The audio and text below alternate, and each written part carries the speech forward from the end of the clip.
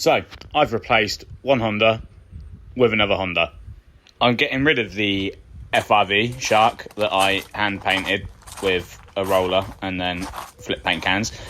And I got this red 2.2 diesel Type S FN Civic. So let's have a little look around it before we go into some plans and stuff I've got. From the front, it's a good looking car. Issues that I have so far found, the lacquer everywhere on it is pretty bad.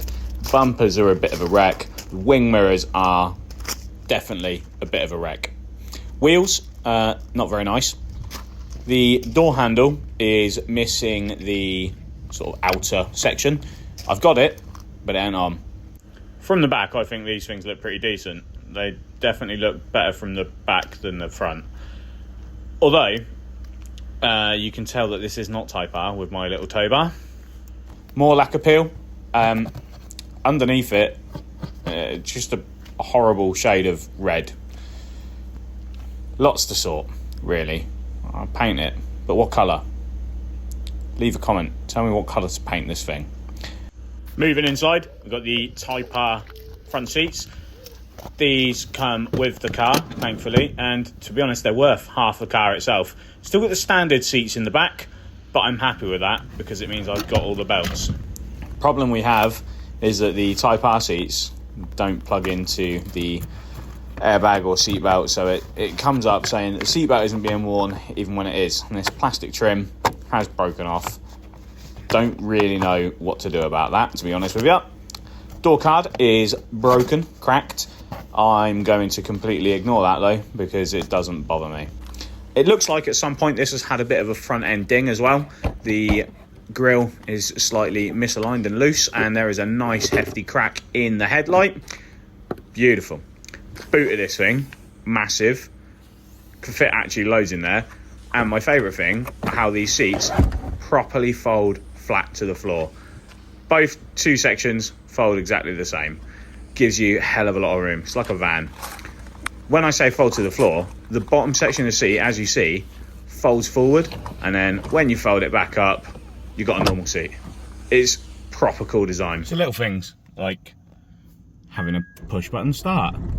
Wonderful. Airbag light is on because of the wires we've just seen. Little problem. I've done quite a few miles, 693 so far. What have we averaged? 53 miles per gallon? Sick. When that thing would get me like 40. So yeah, I replaced the gear penis, the cup holders. I like this little slidey bit. That will come out and then give you more space for slidey cup holders.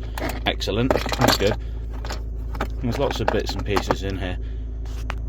So it has, where is it? Dual climate control. This only has one thing on it. Inside here, I have the dual control for it. So I'm going to fit that at some point, as well as that other door handle. And then yeah, I'm just going to use this thing daily and make it cool.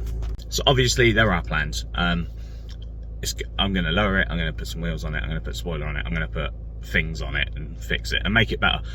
I want it to look and feel a little more Type R, which would be lush. Type R performance and looks with diesel economy. It's like the perfect mix, isn't it? Look at my sunshine roof. I've got 2 of them. And then I can just close it and then there's no sunshine in here. I love this car. Type R chairs, wow nice.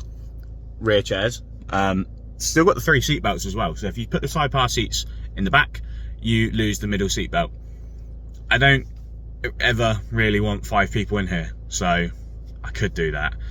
But I like it when they're folded flat. And then I've basically got a van. But yeah, so the plan is make it more Type R, make it look more Type R, make it feel more Type R, keep it very diesel, and just have fun with it and see how cheap I can make it look cool.